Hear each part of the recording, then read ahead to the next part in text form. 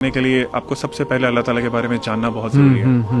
جس طرح جہان بھائی بھی بات کر رہے تھے, اللہ تعالیٰ کی معرفت, اللہ تعالیٰ کے بارے میں نالج ہونا بہت امپورٹنٹ ہے. کہاں سے اسٹارٹ کریں؟ اللہ تعالیٰ کے کلام سے, اللہ تعالیٰ کے اپنے ورڈز, قرآن. اللہ تعالیٰ نے قرآن آپ کو بھیجا ہے آپ کے لیے. اور میں ایک بہت بڑی مسکنسیپشن ہے ہمارے معاشرے میں, خاص طور پہ پاکستان انڈیا میں, کہ قرآن سے نا لوگوں کو دور کر دیا. پتہ نہیں, مجھے سمجھ نہیں آتی کہ کیا ایسی ریزن بنی. لوگوں کو کہا گیا ہے جی, کیونکہ ہم لوگ اجمی لوگ ہیں, عربک نہیں آتی ہم لوگوں کو بائی ڈیفالٹ, تو ہمیں کہا گیا جی قرآن جو ہے نا وہ آپ تو پڑھ ہی نہیں سکتے, آپ کا تو مطلب وہ لیول ہی نہیں ہے, آپ کو پہلے فلاں فلاں کچھ کرنا پڑے گا. بہت سے لوگ ایسی باتیں کرتے ہیں, اور اللہ معاف کرے کچھ کائنڈ آف ریلیجیس لوگ بھی اس طرح کی باتیں کرتے ہیں. قرآن سے ہمیں دور کر دیا گیا. قرآن ہے عربک میں, آپ سب سے پہلے تو قرآن کا ترجمہ پڑھیں, ٹھیک ہے, اور دیکھیں کہ اللہ آپ سے بات کر رہے ہیں. کیونکہ یہ نہیں ہے کہ اللہ قرآن صرف علماء کے لیے نازل ہوا تھا. دیکھیں فقہ کے جو مسئلے ہیں, جو اس طرح کے مسائل ہیں, وہ ڈیفینیٹلی علماء کین ڈو, وہ ہم لوگ نہیں بتا سکتے. بالکل صحیح.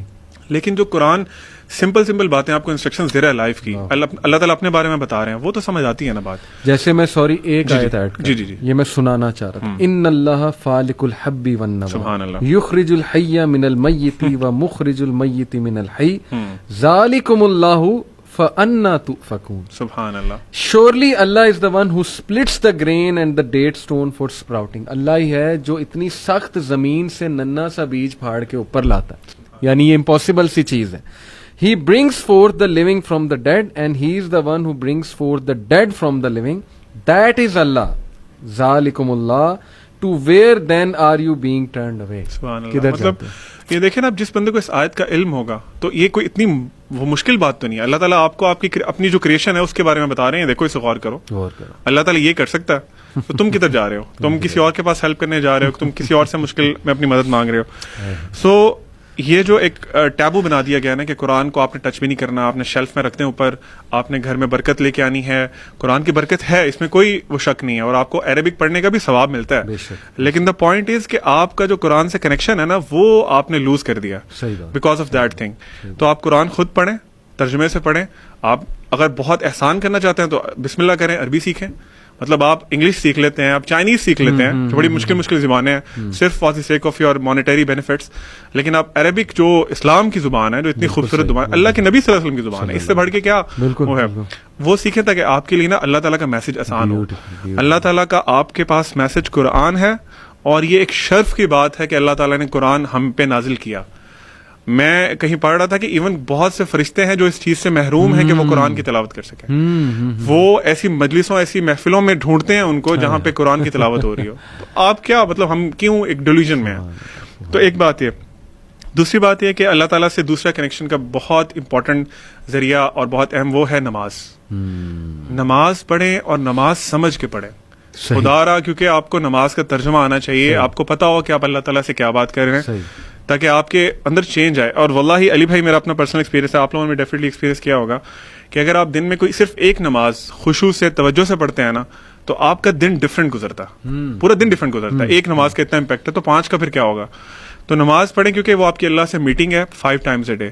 آج کے جہاں پہ آج ہماری اتنی ڈسٹریکشنز ہیں, اتنی وہ انٹرپشنز ہیں ہماری لائف میں, تو اس میں نماز اچھی پڑھنا بہت ضروری ہے. تو اس لیے جو لوگ پڑھتے ہیں وہ کوشش کریں اس کو امپروو کرنے کی, اور جو نہیں پڑھتے تو پلیز نماز شروع کریں. That is the second thing you can do for improving your connection with Allah. تیسرا پوائنٹ, توبہ کریں. جب آپ کے اور آپ کے رب کے درمیان گناہ حائل ہو جاتے ہیں نا, تو پھر آپ کا دل بھی جو ہے نا وہ ڈرٹی ہو جاتا ہے, کلاؤڈی ہو جاتا ہے. You can't see the reality, آپ کو بہت امپورٹنٹ چیزیں مس کر جاتے ہیں. تو اللہ تعالیٰ سے ابھی توبہ کریں. میں تو بلکہ ریکویسٹ کروں گا کہ اسی پوڈ کاسٹ کے دوران ارادہ کر لیں کہ اللہ میں اپنے سارے گناہ چھوڑنے والا ہوں. مجھے نہیں پتا میں کیسے کروں گا, میں اتنی زیادہ ڈیپتھ میں جا چکا ہوں. آپ نکالیں مجھے اس دلدل سے. توبہ کریں, آپ کا کنیکشن اللہ سے امپروو ہوگا, پھر میریکلز ہوں گے.